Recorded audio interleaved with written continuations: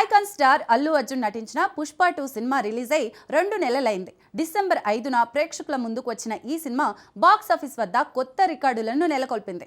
సుకుమార్ దర్శకత్వంలో తెరకెక్కిన ఈ సినిమా 4 రోజుల కిందట ఓటీటీలో స్ట్రీమింగ్కు వచ్చింది. నెట్ఫ్లిక్స్లో స్ట్రీమింగ్కు వచ్చిన పుష్ప 2 ఓటీటీలో కూడా రికార్డులు బ్రేక్ చేస్తోంది. నెట్ఫ్లిక్స్లో పుష్ప 2 సినిమా డిసెంబర్ 31 నుంచి స్ట్రీమింగ్ అవుతోంది. పుష్ప 2ను స్ట్రీమింగ్ చేస్తున్న సందర్భంగా నెట్ఫ్లిక్స్ తన అఫీషియల్ ఇన్స్టా అకౌంట్ బయోను కూడా మార్చేసింది. This page under Pushpa rule అనే క్యాప్షన్ ఇవ్వగా, దీంతో పుష్పరాజ్ నెట్ఫ్లిక్స్ నే రూల్ చేస్తున్నాడని బన్నీ ఫ్యాన్స్ తెగ సంబరపడిపోయారు. పుష్ప 2 సినిమా మొదటగా థియేటర్స్ లో 3 గంటల 21 నిమిషాల నిడివితో రిలీజ్ అయింది.